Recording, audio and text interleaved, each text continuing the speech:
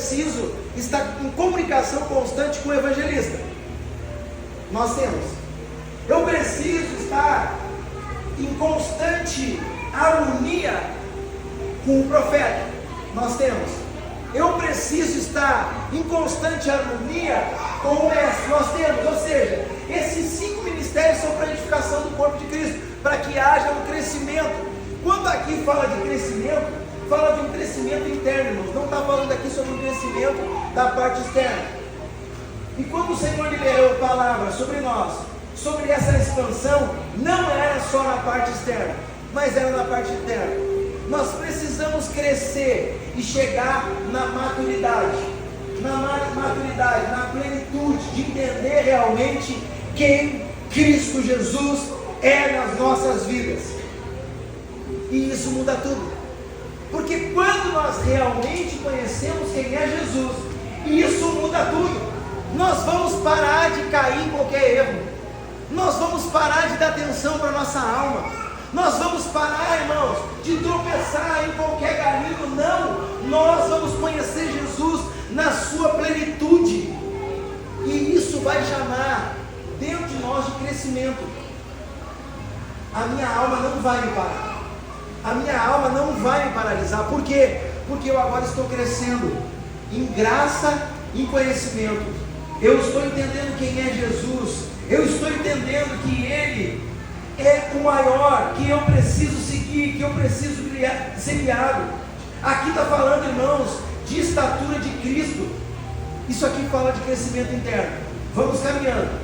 Quando fala sobre expansão, eu sou tentado aí para uma expansão agora territorial. Expansão territorial, eu vou ter que ler para vocês Isaías 54.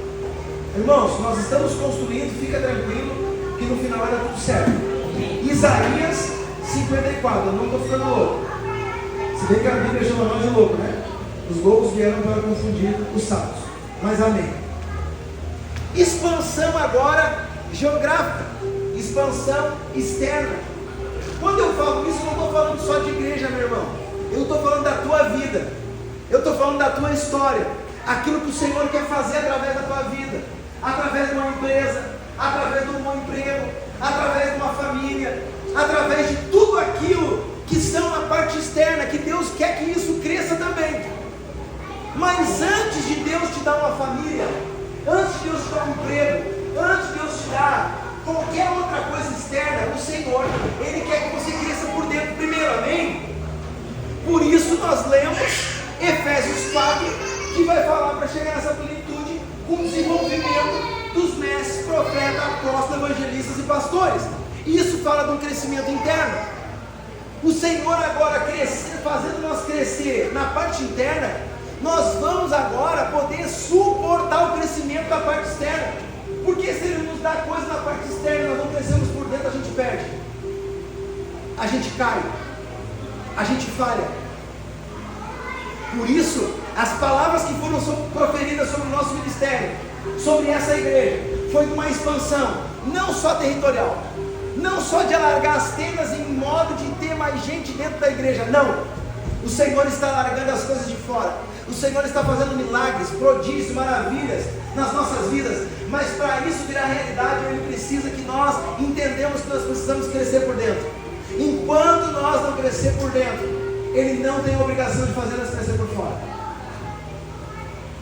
Enquanto nós não crescer por dentro, Ele não tem a obrigação de fazer nós crescer por fora. Pastor, mas eu estou orando para Deus me abençoar e tal coisa. Pastor, mas eu estou precisando de um carro, porque tu vê, né? Carro já não é mais luxo, carro é necessidade. Sim, eu sei. Mas se nós não crescer por dentro, talvez esse carro não vai chegar.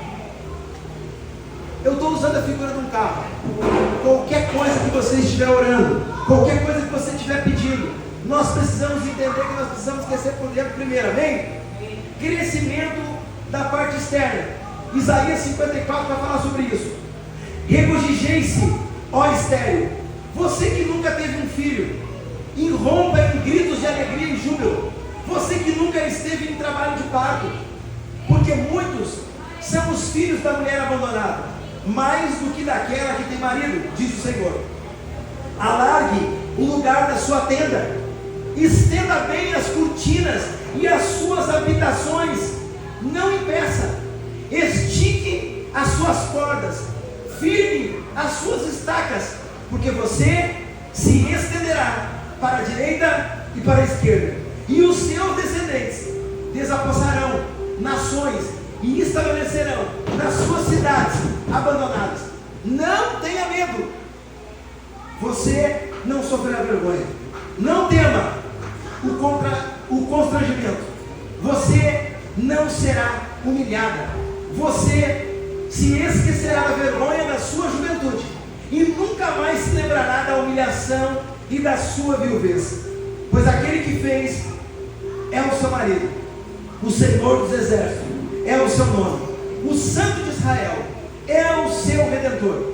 Ele é chamado de Deus de toda a terra. O Senhor chamará você de volta, como se você fosse uma mulher abandonada e aflita de espírito, uma mulher que se casou nova, apenas para ser rejeitada, diz o seu Deus. Por um breve instante eu a abandonei, mas com profunda compaixão trarei de volta. Em um impulso de ira escondi de você por um instante o meu rosto, mas com bondade eterna terei compaixão de você, diz o Senhor, o seu Redentor. Isso para mim é expansão, mas agora não interna, expansão externa.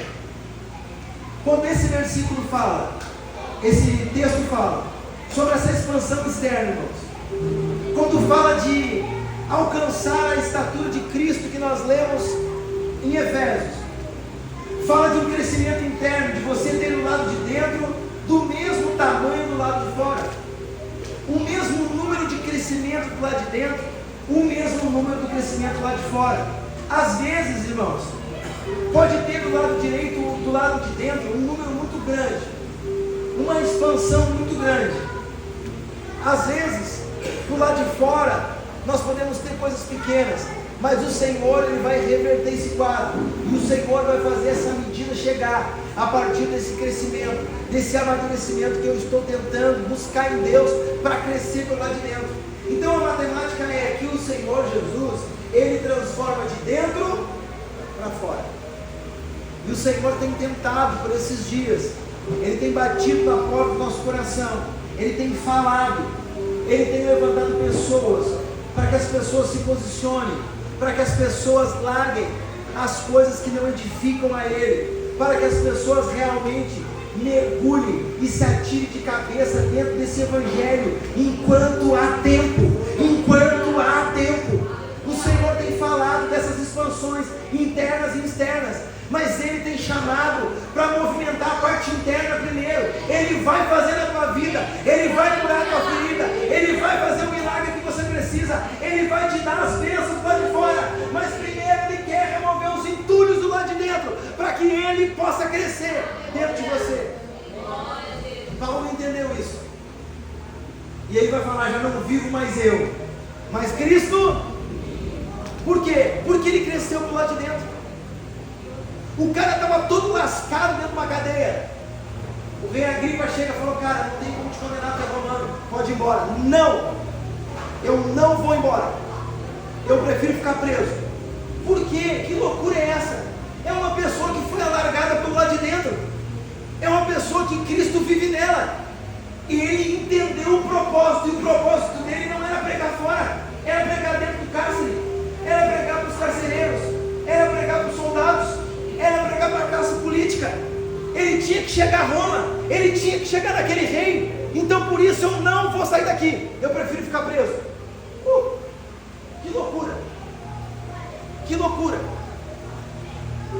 Uma pessoa que foi totalmente conduzida pelo lado de dentro. Então as coisas de fora, irmãos, pouco importa, pouco importa. A gente quer, pela misericórdia e a graça o Senhor vai nos dar, mas o que importa é aqui dentro, porque é aqui dentro que nos segura no propósito, é aqui dentro que faz nós não negociar princípios e valores, é aqui dentro que a gente vai se desviar do mal, sujeitar-vos a Deus, resistir ao diabo, e Ele fugirá de vós. Se sujeitar a Deus é falar para o Senhor: Senhor, entra na minha vida, entra na minha história, bendiga, ó Senhor, a minha alma, e todo o meu ser bendiga o seu santo nome. Bendiga o Senhor, a minha alma, e não se esqueça de nenhuma das suas bênçãos. Nós não podemos esquecer do que o Senhor fez. Nós não podemos esquecer do que o Senhor fez nas nossas vidas. Irmãos, não se trata só da minha vida e da tua vida. Isso é um evangelho muito raso. Muito raso. Significa de todas as histórias que Deus fez, de tudo aquilo que Ele formou, de tudo aquilo que Ele criou, de tudo aquilo que Ele sustenta pelo poder da sua mão, da sua graça, do seu nome. Alguém me explica como o mundo consegue ser mundo? Alguém me explica aonde que nascem os ventos, para onde terminam? Jesus conversou sobre isso com Jó, e Jó não tinha entendimento suficiente. Jó repinou a cabeça, pediu perdão para Deus, e ele declarou: Senhor, até aqui eu só te conhecia de ouvir falar, mas a partir de agora os meus olhos te veem. O Senhor está tirando as escamas dos nossos olhos. O Senhor está tirando as escamas dos nossos olhos, para que nós possamos olhar para Jesus na sua plenitude e enxergar nele o verdadeiro amor. Jesus, irmãos, Ele não é amor. Jesus, Ele não tem amor, Ele é o amor. Jesus, Ele é o amor em pessoa. Jesus é tudo aquilo que nós precisamos. Jesus é tudo aquilo que nós necessitamos. A partir do momento que nós se render a Ele e que nós entregar o controle da nossa vida na mão dEle, Ele vai fazer com que tudo se torne perfeito na minha vida e na tua vida. E quando eu falo perfeição aqui, eu não estou falando, irmãos, de ser santo, querubim, serafins. Se fosse desse jeito, a gente já estava no céu. Nós somos imperfeitos, nós erramos, mas perfeição é aquele que não erra o alvo, é aquele que tem um objetivo claro, é aquele que sabe onde é que quer chegar. E por isso, irmãos, nós entendemos que esse crescimento pelo lado de dentro é importante, e nós precisamos buscar esse crescimento.